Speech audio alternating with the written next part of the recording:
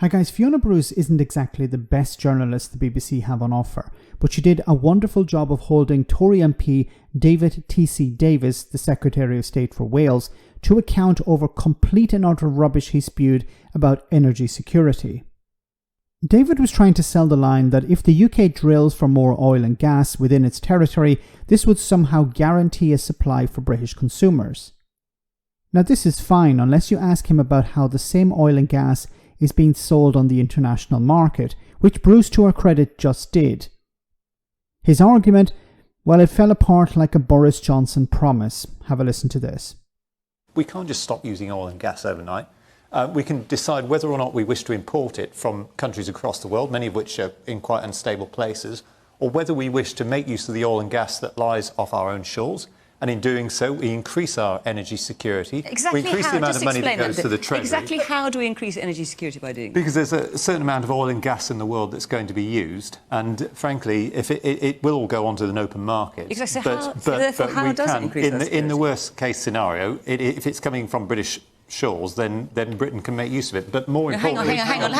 No, wait a minute. No, that's really important. I want you to answer that. You can make them in a moment, but just... Okay, as long as I can make them in a moment. The government often talks... Hang on, Liz, as long wait as a I can minute. make them in a moment, because we haven't quite finished The government talks yet. about energy security, so just because I generally can't quite grasp this. If the oil or gas is drilled and a private company then decides it's going to sell it on the open market to whoever it wants to sell it to, how does that help Britain's energy security? We will surely be in line along with everyone else buying it.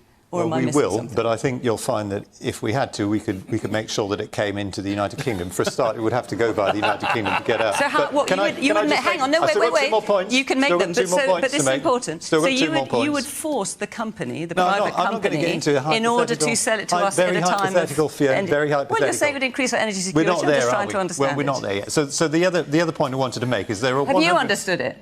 No. Of course not. Well, you could sort of understand it. He's trying to sell you two different competing narratives. One that, well, the British government would decide where the energy was sold. And at the same time, well, we're not actually going to tell companies, private companies, in some cases that donate to the Conservative Party, we're not going to tell them what to do because that would be anti-capitalist. So the pro-capitalist party is not going to tell businesses what to do, especially if those businesses are donating to the Conservative Party either directly or indirectly. But his whole argument completely falls apart also if you compare to what happened last year when energy prices went through the roof.